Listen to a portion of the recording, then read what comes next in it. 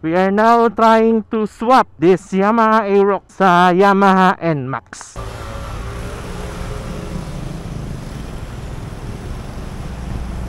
Medyo may kailangan tayong palitan katulad nitong gulong. So ayan na guys, di ba? Kita nyo? Mas malinis na siyang tignan. Gulong lang talaga hinahanap ko. Nakita ko to, sabi ko tempting, sige. Ayun, original. Pero pag solo ka talaga, wala kang Ang smooth ng suspension, no? Na-testing ko agad dito. So guys, update lang. Ito na pala yung ating Yamaha NMAX na na-swap sa Yamaha Aerox.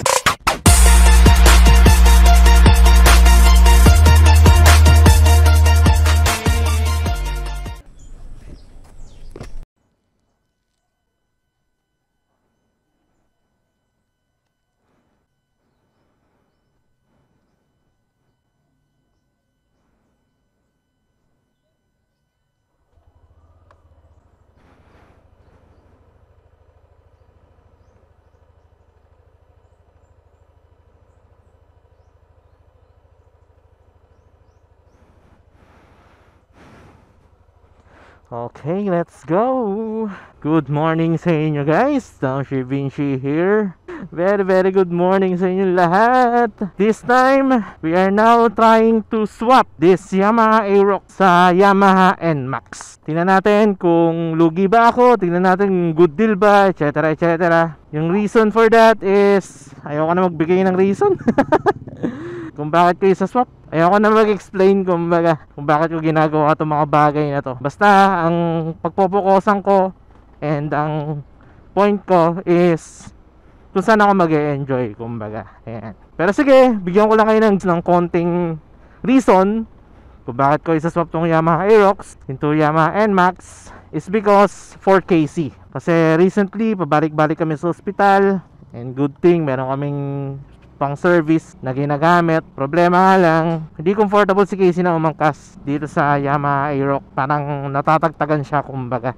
So ito na nga pala guys, going na tayo dun sa meetup place ng aking kaswap. To give you guys some context, itong Yamaha Aerox na gamit-gamit ko ngayon is isa-swap ko sa Yamaha NMAX with additional cash. Ang specifications na itong Aerox na gamit ko is 2022 model, 13,000 odometer, registered till 2025, complete documents, syempre kailangan yan, all stock engine, all stock CVT, all stock wiring. Ang history na itong bike na to, puro sentro lang, bahay sentro lang ang binabiyahe, kaya mababa yung odometer sa 2022 model niya. Tapos yun, bagong gulong, Pirelli Angel Scooter na nakakabit. Actually makapal pa kasi almost brand new yung condition ng gulong. Kaya kung tutusin, hindi na rin talo talaga yung may makakaswap ko na ito. Yung unit ng kaswap ko, Yamaha NMAX 2023 model. Tapos may mga ibang accessories. Tingnan ko na lang din kung worth it ba yung i-add ko na cash para sa unit niya.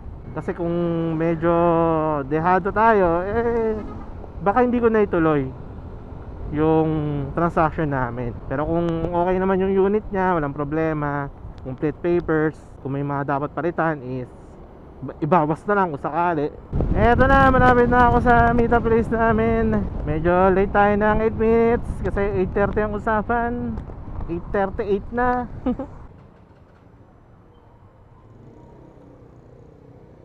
Grabe, hindi ko man lang nalinisan. Nag-uulan kasi sa bahay. Nag-uulan kasi sa ginubatan. Hindi ko na nalinis po. Gawa naman. Nag-uulan sa akin. Ay, Tagalog po. Oo, Tagalog ako. Ano ba? Nakangat ka ba? Or ganito lang ba? Ay, yung hydraulic ko ba? Hindi ako napagkat. Napagkat sir. Kapon, meron.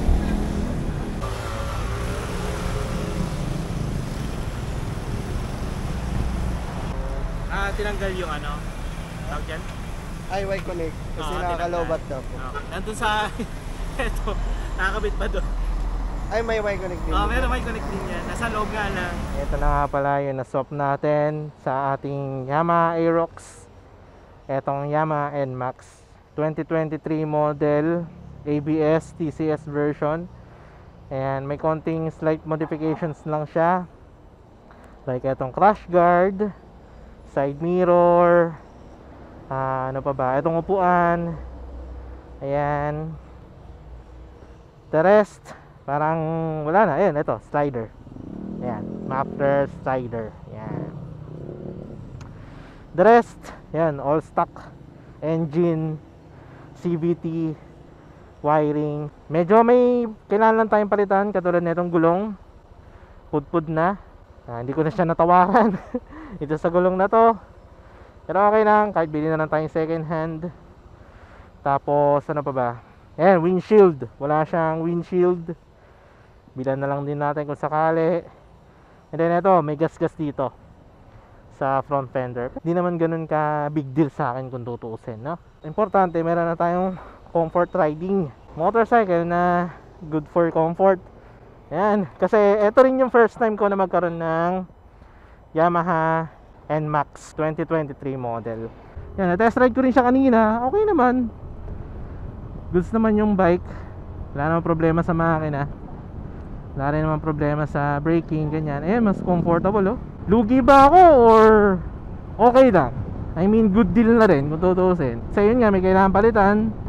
Katulad ng gulong. Tapos wala siyang windshield.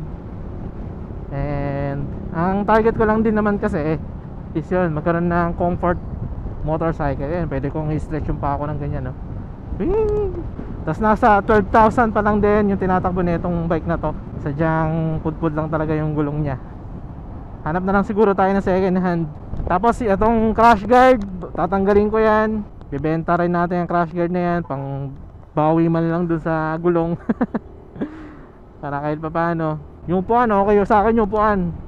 Comfortable yung upuan. Good deal na rin siguro to, no? Tingin nyo. Yung windshield, yan dami na nang nauuso ngayon eh. Walang windshield eh. Pero okay lang. Bilan na lang din natin kung sakali.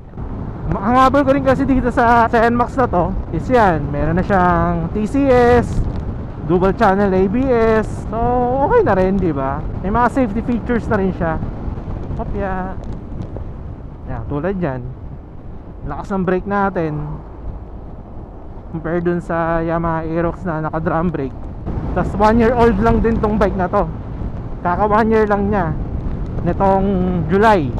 Yan, ramdam ko lang din talaga yung gulong na gumigewang siya kasi pudpud na. Ito, pauwi lang din ako ng Ginubatan. Possible, ito rin pala ang gamitin ko pauwi ng Cavite.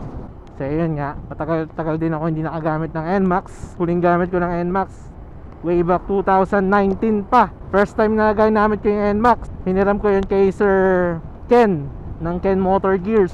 Na-aksidente ko ba yun?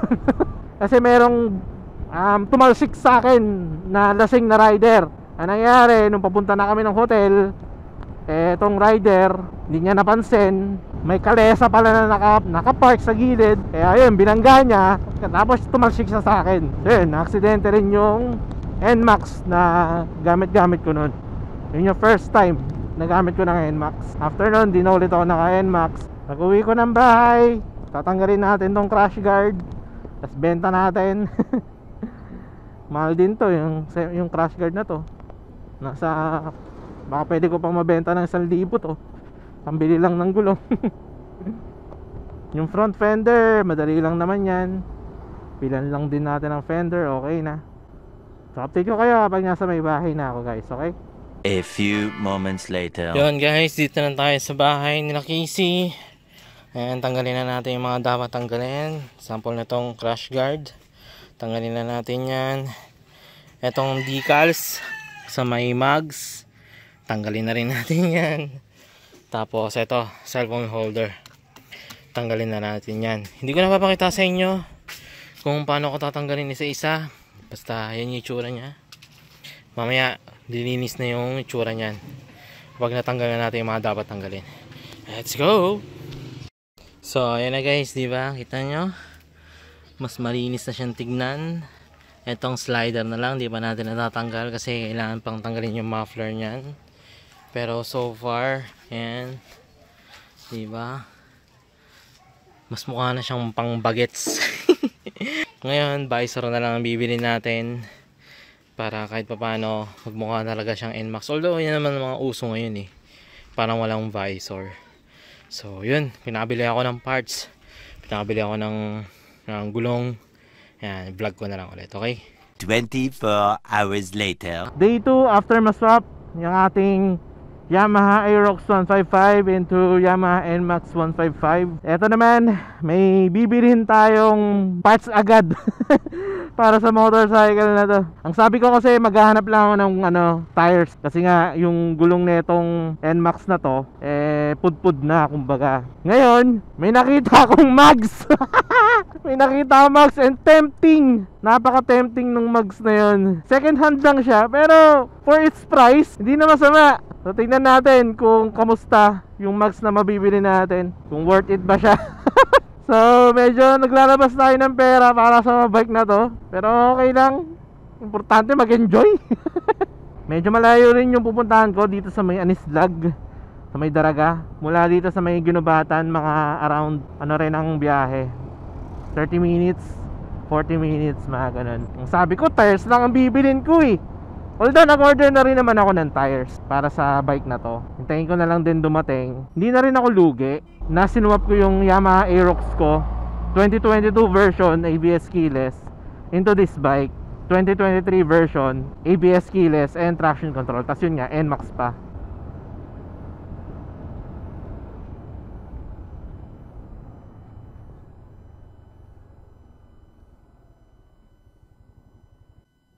Picture muna tayo dito.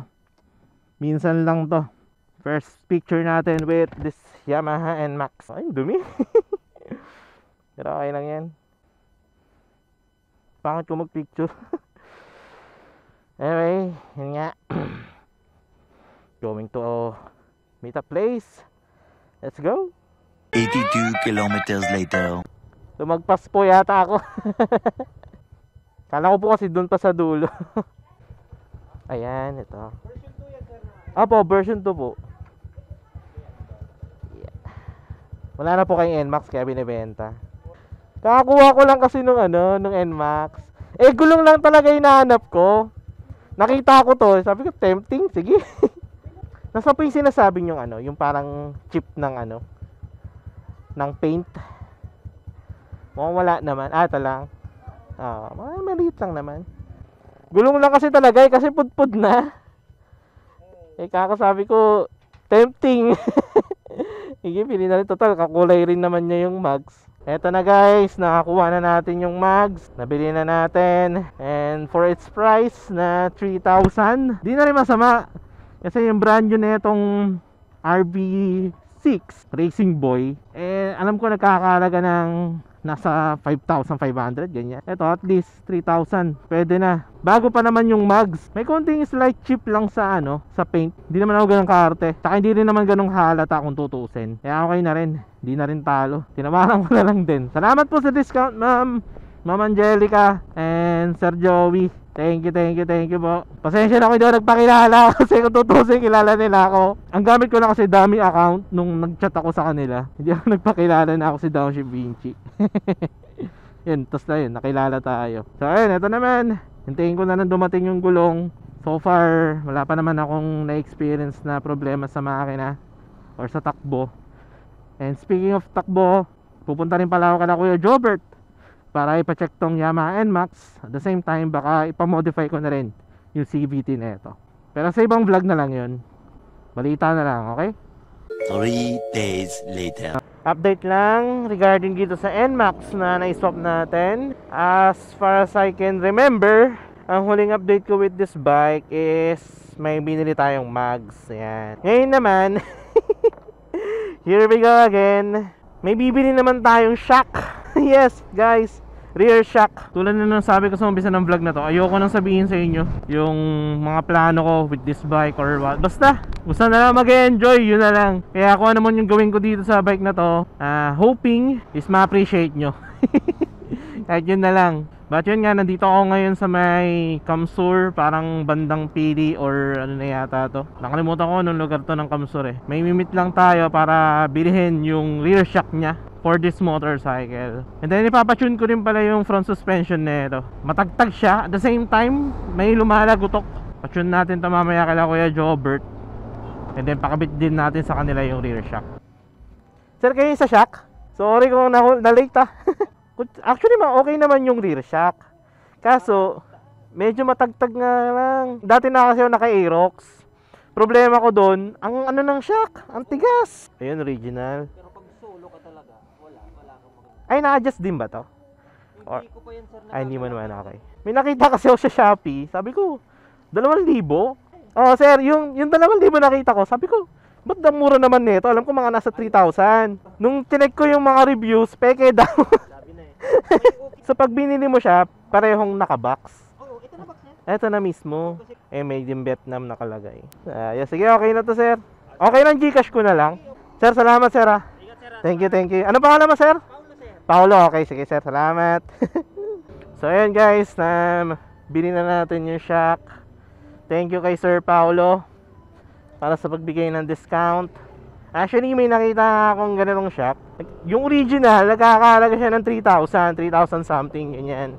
Yung peke, 2,000. Eto, natawaran ko kay Sir. Binibenta niya ng 2,500. Tinawaran ko na lang ng at least 300 man lang. Pinuntahan ko talaga siya para din dun sa discount, ganyan. And thank you, Sir Paolo. Excited na ako ikabit tong shock na to dito sa Yamaha NMAX. And speaking of shock nga pala, guys, sige, bigyan ko na kayo ng reason kung ba't ako bumili na itong shock. Actually, based on my experience with Yamaha Aerox, nung 2 times or 3 times ko yata siyang nabiyahe ng Bicol, laging masakit yung katawan ko kasi ang tagtag ng kanyang rear suspension. Etong NMAX, tututusin, medyo malambot siya compare sa Aerox. Medyo nakakaramdam din ako ng tagtag dito sa Yamaha NMAX na stock shock. And based din sa mga nag-reviews nitong KYB rear shock, ang sabi is mas malambot daw compare sa stock na suspension or stock na rear shock. Mas malambot siya in a way na yung rebound niya, hindi siya yung parang ibabato ka agad. Itong stock shock, kapag nag-compress siya, smooth. Pero pag nag-rebound na siya, yung balik ng spring niya, parang tinatalsek, parang ganon. Parang biglang kalabog, parang ganon. Compare sa KYB, sabi nila, once daw na nag-play na yung suspension, smooth daw yung rebound, at the same time, smooth din yung compression. Parang ganon. And then yung front shock din pala, ipapatune ko, guys, kasi sobrang lambot in a way na lumalagotok siya. Parang ganon. Parang ito talaga yung mga need i-adjust with Yamaha motorcycles, specifically itong NMAX and Aerox. Ayan, pakita ko sa inyo yung sinasabi kong play ng shock niya, especially sa front. Ayan, tingnan nyo, ayan na lang yung natitira. Ang laki ng kain niya, ganyan, ganito yung kain niya ng play ng suspension niya. Halos tumama na sa T-post. Kaya ayun, pupunta tayo kay Kuya Jobert para ipakabit tong rear shock. At the same time, itong front suspension iparepack natin para pag umuwi tayo ng Cavite using this Yamaha NMAX is magiging smooth na ang ating biyahe. Then medyo na-upgrade na natin tong bike after na may swap, pero I think worth it naman siya. Kung in the long run, mag-enjoy naman ako kung tutusin. May isa pa palang reason, guys, kung bakit mas prefer ko ngayon suspension na medyo smooth. Kaya napabili rin ako ng mas malambot na suspension. At the same time, ipaparepack tong front suspension. Kasi guys, sa totoo lang, etong kondisyon ko ngayon na may bakal ang aking forearm, at the same time na itong aking clavicle, ang aking left clavicle or left collarbone, may bakal din. Every time na nalulubak ako, sa totoo lang masakit. Masakit siya in a way na parang yung bakal kumakalog, parang ganun. Na simpleng ganitong klaseng kalsada lang, nakakaramdam na ako ng hapdi. Pero hindi naman siya yung tipong sobrang hapdi na nakaka-apekto na sa performance ng kamay ko or ng collarbone ko. Hindi naman ganun. Pero syempre, may mga times din na uncomfortable. Lalo pa, uuwi ako ng Bicol, nagkamotor lang. Di ba, yung dadaanan kong Tagkawayan, Ragay, Calaba, ganyan. Alam naman natin na malulubak yung part na yan. Actually, mas prefer ko rin sana mga backbone. Yan, para pagdating sa suspension is parang smooth lang. Kaso sa nangyayari sa akin ngayon, especially sa situation ko, kailangan ko talaga ng scooter, guys. Practical na lang din kung tutusin. 10 seconds later.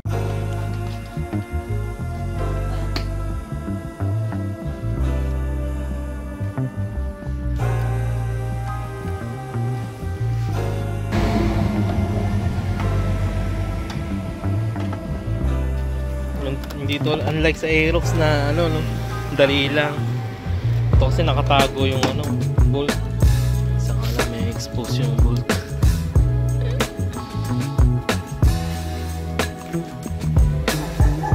Alas tanggalin yung buong ano, kahay. Kabilaan yan.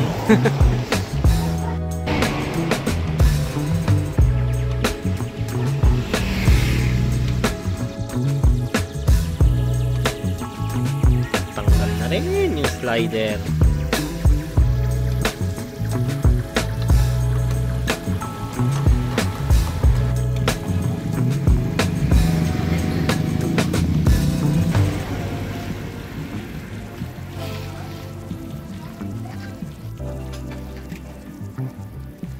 Same height. Pero yung bushing magkaiba. Mas malaki to yung stock compare dito sa KYB. So mangyayari ilipat yung stock bushing dito sa KYB.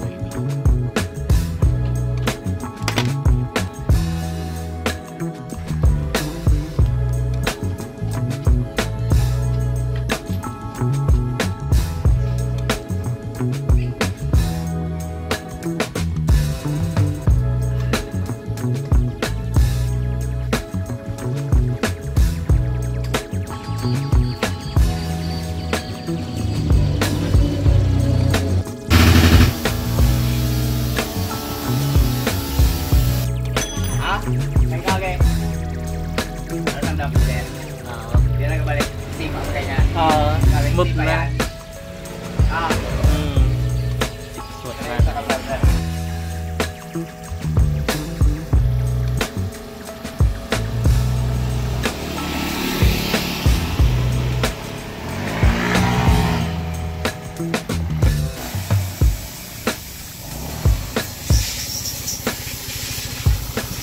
So guys, eto na. Nakabit na yung rear shock. At the same time, narepack na rin yung front shock. Smooth na. Smooth na ng play. Yung KYB na rear suspension, malambot. Hindi na siya biglang rebound kumbaga. So ang last na lang natin na ipapakabit dito is yung mag tsaka yung gulong. Hindi na ako takot dumaan sa mga lubak. Maganda na yung play ng suspension. Unlike nung nakastock pa na medyo may katagtagan. Ito, saktong sakto lang. Grabing smooth to.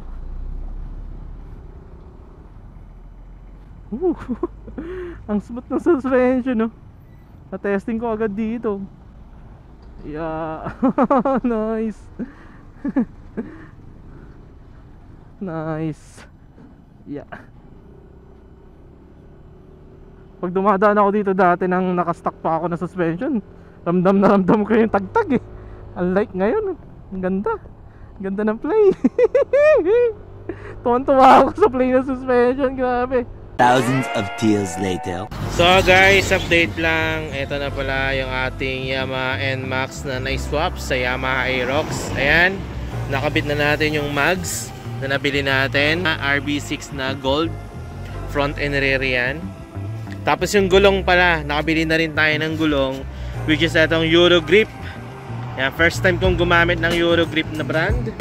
And based din sa mga reviews ng mga ganyang klaseng gulong, sabi nila okay naman daw. Tapos makapit, good sa basa.